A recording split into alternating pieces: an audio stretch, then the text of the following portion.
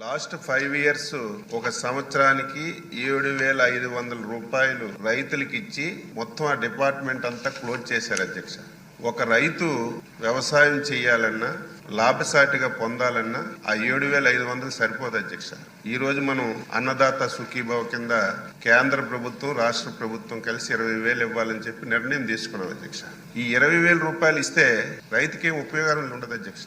Last 5 years అధ్యక్ష ఒక్కటంటే ఒక కార్యక్రమం వ్యవసాయ శాఖలో అమలు జరగలేదు అధ్యక్ష. సాయిల్ టెస్టింగ్ ఆపేశారు, మెకనైజేషన్ ఆపేశారు, రైతుకి అవసరమైనటువంటి స్ప్రింక్లరు డ్రిప్ ఇరిగేషన్ ఆపేశారు, సొంత ఇన్సూరెన్స్ కంపెనీ పెడతామని చెప్పి 5 సంవత్సరాల్లో ఒక్క సంవత్సరం కూడా ఇన్సూరెన్స్ ఇవ్వలేదు.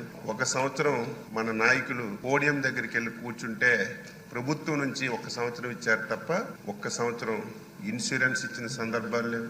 5 సంవత్సరాల్లో చాలా విపత్తులు వచ్చాయి, సైక్లోన్లు వచ్చాయి, వరదలు వచ్చాయి. ఇన్పుట్ సబ్సిడీ కానీ ఇన్సూరెన్స్ కానీ ఇచ్చిన సందర్భాలు లేవు అధ్యక్ష. మళ్ళీ ఈరోజు అది కూడా మోసం చేశారు అధ్యక్ష. ఎన్నికల ముందు మేనిఫెస్టోలో మేము 12,500 ఇస్తామన్నారు.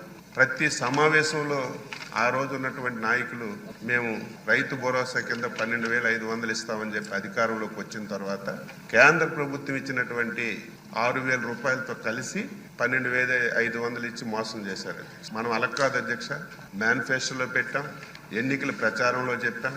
కేంద్ర ప్రభుత్వం రాష్ట్ర ప్రభుత్వం కలిసి 20,000 రూపాయలు రైతు రేపు పెట్టుబడి సాయం కింద అన్నదాత సుఖీభవలో ఇస్తామని చెప్పి స్పష్టంగా మాటించాం అధ్యక్ష.